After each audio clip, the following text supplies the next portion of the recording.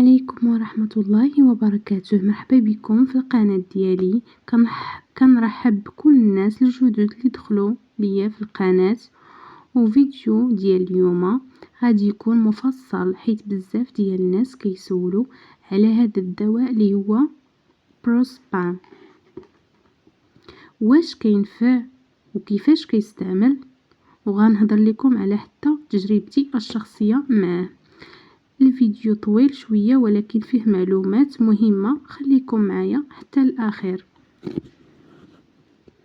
هاد السيرو ديال الكحة اللي هو بروسبان كيتباع في الصيدليات في لي فارماسي، ومصنوع من خلاصة أوراق اللبلب، يعني دواء طبيعي كيستعمل الكحة اليابسة وحتى الكحة اللي فيها البلغم،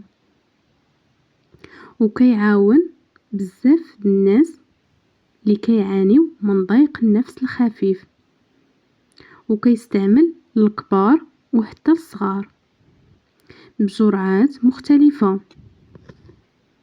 الحاجة اللي زوينة فيه انه ما فيه لا كحول ما فيه لا سكر، وهذا الشيء كيخلي بزاف ديال الناس يفضلوه.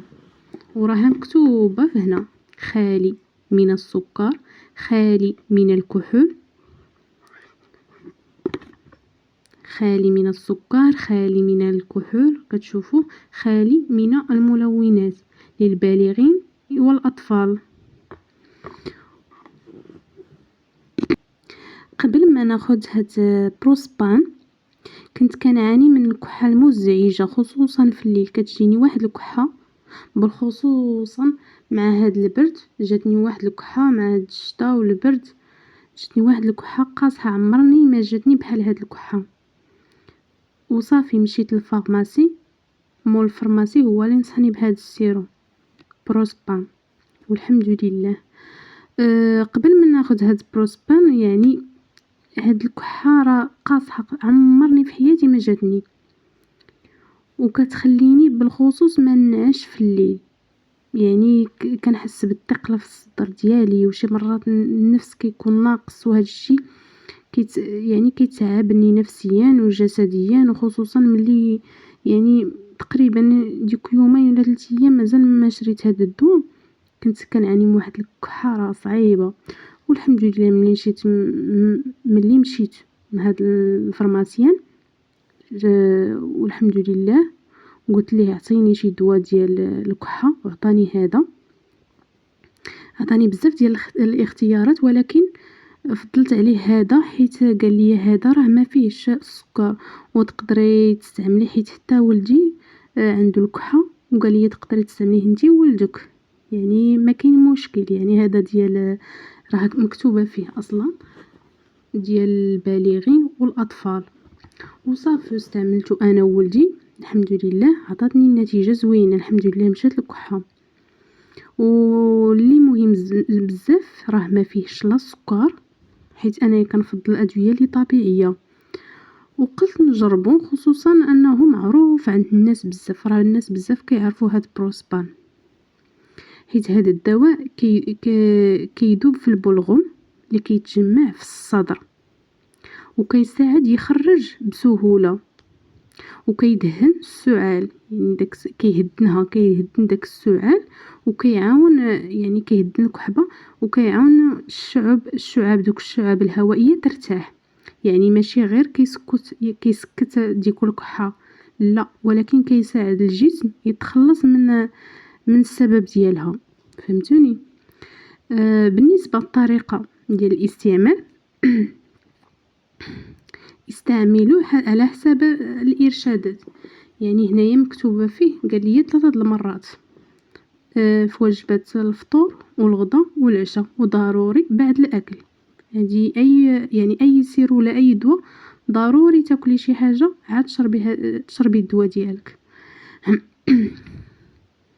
وبالنسبه يعني المقدار ملعقه صغيره 3 المرات في النهار، من وجبة الفطور الغداء العشاء، كل ملعقة صغيرة في الوجبة. بعد الماكلة كنسطر عليها بعد الماكله، ماشي قبل الماكله، بعد الماكله.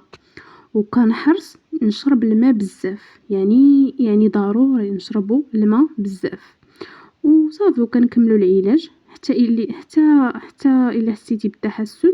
ضروري غتحسي بالتحسن.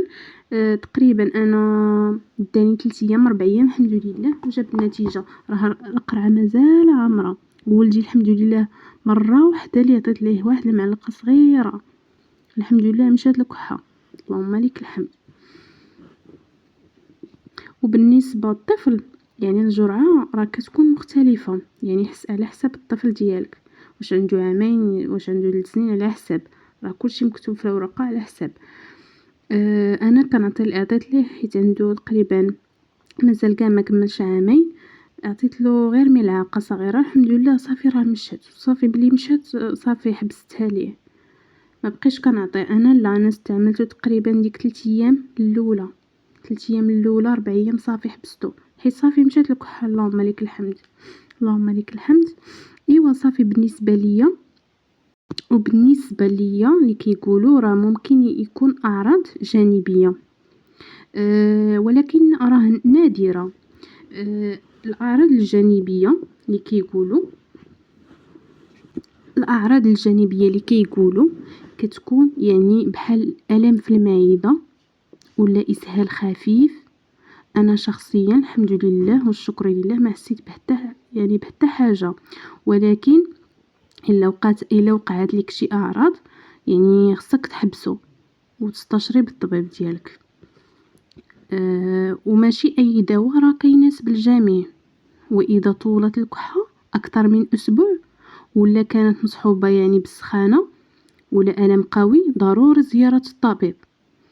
وضروري اي دواء يعني كنشريوه من الفرماسية يعني ضروري نقراو ديك الورقه هذه، ضروري نقراوها قبل الاستعمال. وبالنسبه للجرعات كنسطر عليها الجرعات ما كنكثروش. قال لك 3 د المرات في النهار، 3 د المرات، قال لك 2 فهمتوني. وفي الاخير هذه هي كانت تجربه الشخصيه مع بروسبان والحمد لله نفعني. وبغيت نشارك معكم هاد التجربه ديالي الشخصيه الحمد لله عطات نتيجه اللهم لك الحمد. ولا شافينا كاملين اي واحد اللي مريض الله يشافيه ويشافينا جميعا يا رب. الا عجبكم الفيديو ديروا لي لايك وسبسكرايب في القناه ديالي فضلا وليس امرا. وخليكم في التعليقات تجاوبني واش هاد الدواء اللي ينفعكم في الكحه ديال هاد البرد. نشوفكم في فيديو جديد ان شاء الله. والسلام عليكم ورحمه الله تعالى وبركاته.